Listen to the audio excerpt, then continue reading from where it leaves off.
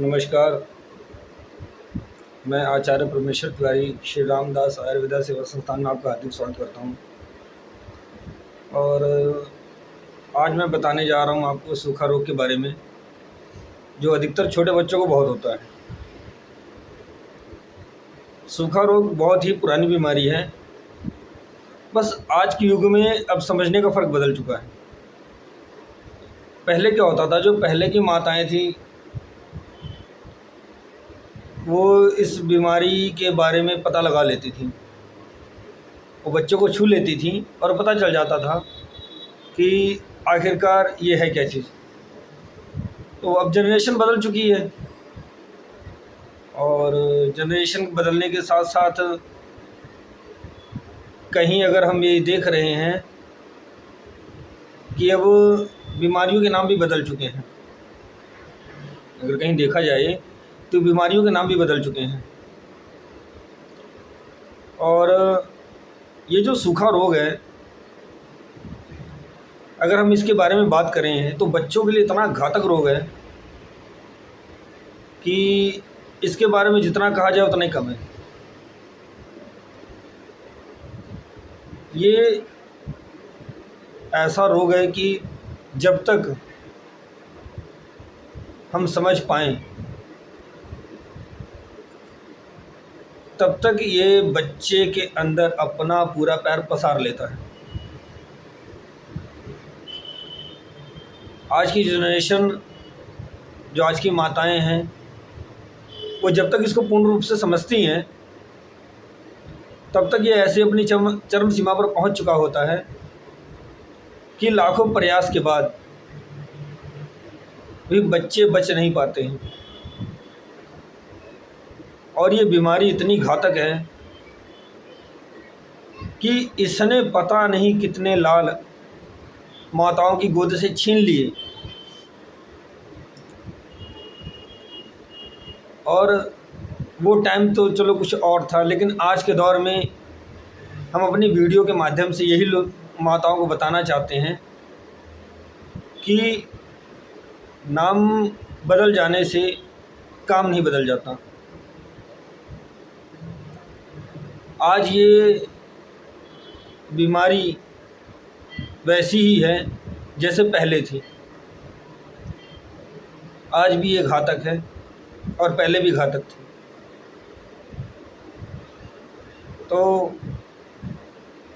हमें सबसे पहले ये काम करना है कि जहाँ तक हो सके हमें बच्चों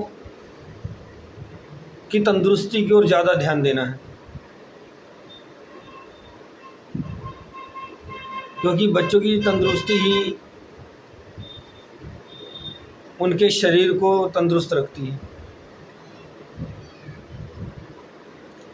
और अब हम बताने वाले हैं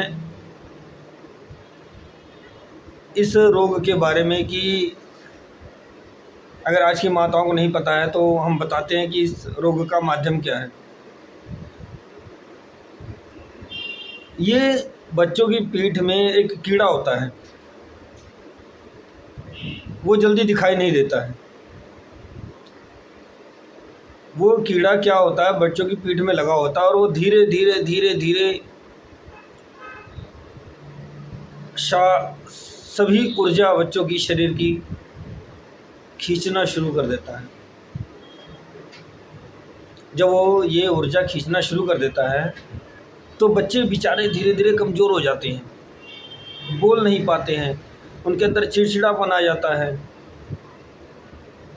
रोने लग जाते हैं, सूखते रहते हैं, मांसपेशियां बिल्कुल ढीली पड़ जाती हैं। धीरे धीरे धीरे धीरे वो बुखार का रूप पकड़ लेता है, धीरे धीरे कमज़ोरी का रूप पकड़ लेता है। और एक समय ऐसा आता है कि अगर हम इस बीमारी को अनदेखा कर दें तो बेचारे जो बच्चे होते हैं अपनी अंतिम सांस लेते लेते तक हार मान जाते हैं और हम समझ नहीं पाते हैं कि आखिर ये क्या था।